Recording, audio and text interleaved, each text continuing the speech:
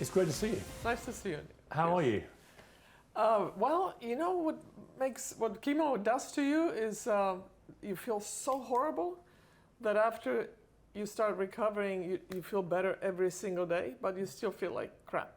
So that's when you realize how many levels of crap there are until you start feeling semi-normal. So I'm semi-normal now, but the leftovers are still there. It's been, a very unpleasant experience for you. It's not your first time that you've had to go through a battle with cancer. How has it been different, if it has, this time? Well, so the first time it happened was 13 years ago, and it was DCIS, ductal carcinoma in situ, which means it could turn into cancer, but it's kind of pre-cancer situation, but you still have to do the radiation, etc. So it was a shock to the system, but compared to when I got this diagnosis, that was piece of cake. That was like not a non-issue, because this one, at first, when the doctor told me that I had cancer, squamous cell carcinoma in the throat, and then he says, and by the way, we don't know where it's coming from. We need to find out. It could be the lungs or the liver or the kidneys. End of story. So this is Friday afternoon when I got the news. Had you gone in for a routine check? Or No. So we found it when I had, I noticed that my left lymph node was enlarged, and I thought it was from a shingles shot that I just had vaccine like a week before. And I thought it was maybe from that, but then a couple of weeks when it didn't go down, I called the doctor and he ordered a biopsy. And were you feeling, after a couple of weeks, a sense of foreboding about it? That it wasn't going down? Oh, well, sense of foreboding when I asked the doctor, what do you think the chances are? He says, about 50-50. I'm like, I don't like those odds. So that's when I thought, because the lymph nodes don't get swelled up for no reason. So I didn't have a good feeling about it at that point. So I'm thinking it could be the brain, it could be the pancreas. Liver's not a good thing either, neither is lungs. So I was in a total panic for 3 days, thinking I may not see next Christmas. Wow. I had 3 horrible nights. I'm like, he needed to find out. So Monday morning, I'd speak to an oncologist, and he says, oh, it's for sure coming from the throat. And it's P16, which is extremely treatable, and 95% full recovery. So, big relief. But so emotionally, it's been up and down because of what the doctor initially told me.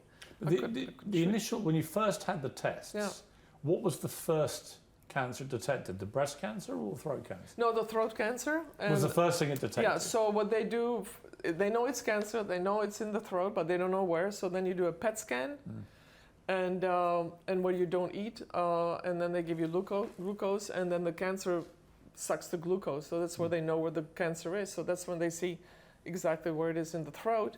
And my right breast lit up as well.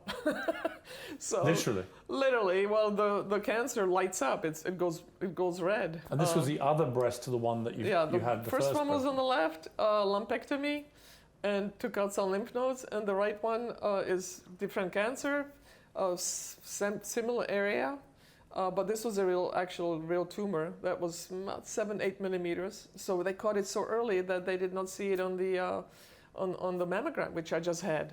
You're a famously tough athlete. You don't get to win 59 Grand Slam titles without being a tough cookie. And you'd been through an earlier bout of cancer.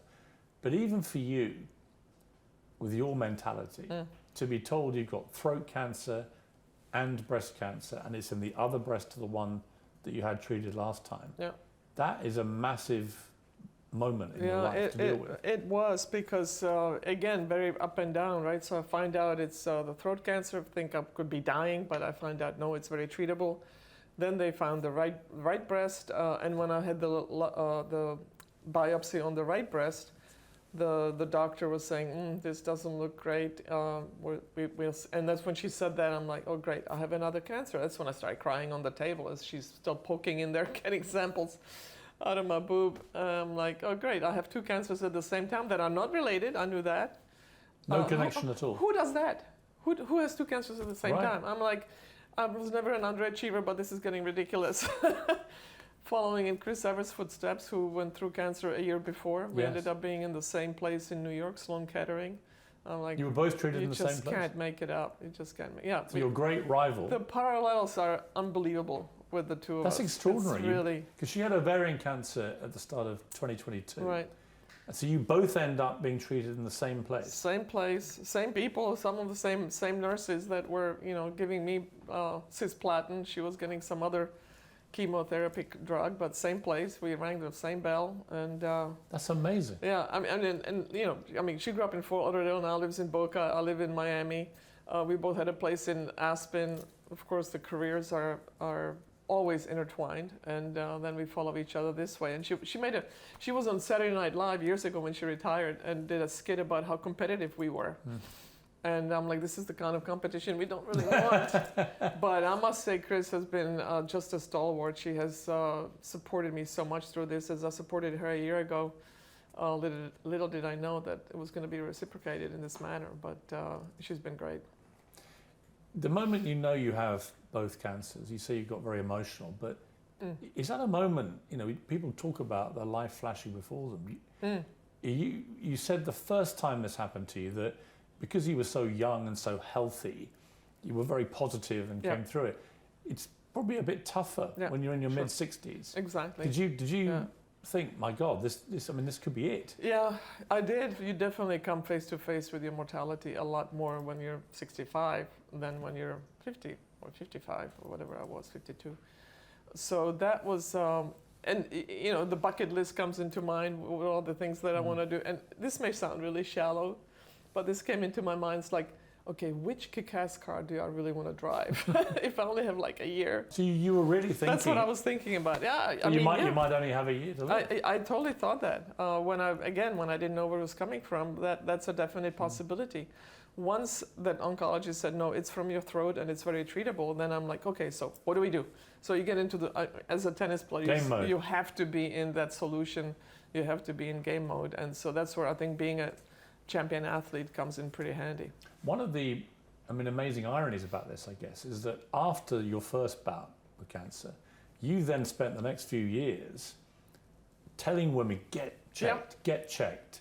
Because the first time it had been, I think, a 4-year gap from your last... Exactly, mammogram. Mammogram. And so you were determined that other women didn't fall into that trap of being a bit lazy about it. And actually, it probably helped you get action quicker than you may have done. You're absolutely right. It's probably nothing, but you better find out, because if it is something, then you want to catch it as early as possible. So being diligent definitely helps. And as an athlete, when you have an injury, you take care of it right away. You don't wait for it to get better. You tweeted, this double whammy is serious but fixable. I'm hoping for a favourable outcome. It's going to stink for a while, but I'll fight with all I have got. What were you feeling as you wrote those words? I knew it was going to be hard, but I didn't realize it was going to be as hard as it really was. I love to eat, as you know. We had dinner together. I love to eat. And eating was the hardest part of this whole treatment. I lost 15 pounds, not because I wanted to, but because I just couldn't get enough food in my body. The radiation, the proton therapy, affects your throat and the mouth, and there's a lot going on, and it started closing. I couldn't even yawn.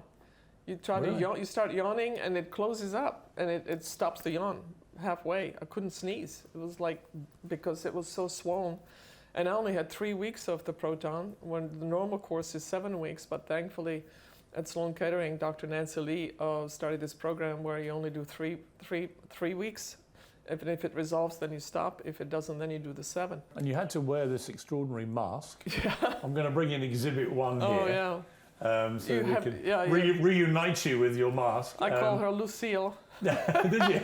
Come on, Lucille, here we go. So, here's the mask, So it even looks like me. It does look like you, yeah.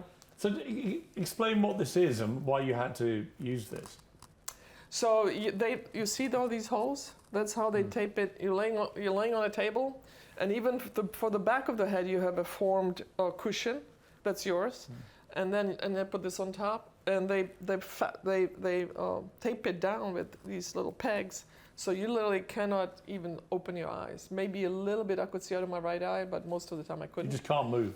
You cannot move because the proton is so specific, ready to radiate from 4 different angles. So yeah, this is Lucille. Why did you call it Lucille? Oh, so a very good friend of mine had a Harley. I sold her my Harley, and she named the Harley Lucille, and she was a really close friend, and she died from cancer. So I'm named her Lucille, but Lucille's gonna get smashed. I mean, like smashed, not drunk, but probably broken smash her into 1,000 pieces. You learn to hate Lucille. Some people make a planter out of him, but I think I'll just smash the heck out of her. You also had chemotherapy. Yeah. At the same time. So were they happening concurrently, or did you have to break it up? Yeah, it was at the same time. So chemo was week 1, week 4, week 7 of the proton, and proton was every single day for 7 weeks.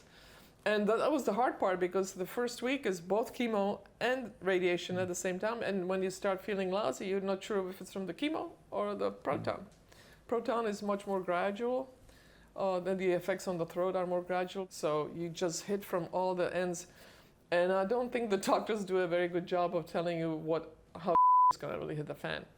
You know, they tell you, well, this could happen or that could happen, but everybody's different, but they don't really get you ready for how bad it's going to be. Have you ever been through anything like this? No. So the toughest thing you've had to do? It's definitely the toughest thing I've ever done. Yeah, I mean, it still is hard. I still don't feel great, but I feel better every day.